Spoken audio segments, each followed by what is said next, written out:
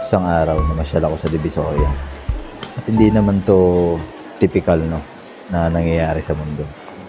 Naglakbay-lakbay ako. Tinignan ko ang paligid. Medyo marami ng pinagbago. Marami ng magagandang tanawin. Bukod sa malamig sa mall, syempre malamang mainit sa labas. Yung dating 20 na parking lang, ngayon Brad, 50 na. Dati nga, 40 lang eh. Ito yan, maraming kumaway-kaway. Mga gusto rin maging vloggers. Makakad ako. At yun, meron akong nakitang mga tropa natin. Pero hindi ako hinuli ah. Yung iba kumaway pa oh. Yeah, isa yun sa parking boy, palagay ko eh. At sa gitna ng paglalakad ko, dama ko ang kaba, takot. Kasi biglang may lalapit sa akin dito na nakabonet. Nakala ko nga kung sino eh. Followers lang pala, magpapapicture. Kala niya siguro marami akong pera. So tara, picture na, game. Hindi ka nila kilala. At alam niyo ba mga brother, yung dating 999 mall, akalain mo, 999 mall pa rin. Katabi nga pala siya ng 168. Ayan, so magkatapatan lang sa lahat na pupunta rito. Maganda kayo ng napakahabang pasensya. Kasi talagang masikip. Lahat ng pwedeng madunggol sa inyo, madudunggol. Lalo na kung maganda kang babae at malaki ang hinaharap mo. Ingatan mo. Let's go. Dito na ako sa kabilang bahagi. Ito na yung market. Maraming prutas. Siyempre, ganun pa rin.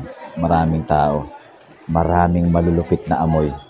So kung pupunta ka ng Divisoria, sa masisikip na lugar na kagaya nito, isa lang ang dalin mo. Mahabang pasensya. At huwag ka maarte. Kasi pag nasa ganito ka talagang lugar, hindi lang mabangong amoy ang maamoy mo. Pati yung hindi mabango. Alam mo na yan kung ano. Kasi syempre, tao lang tayo. Pilipino, di ba? So paano? Diretsuhin na natin yung dulo.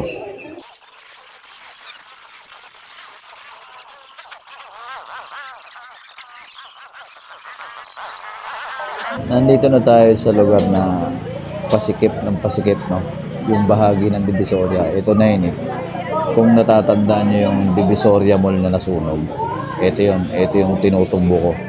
No? At hindi ko alam kung diretso pa ako sa pinakadulo. Kasi dito pa lang, ramdam ko na eh. Ramdam ko na nababalik ako dun sa umpisa. Pero sige, try ko lang din. Baka sakali, di ba?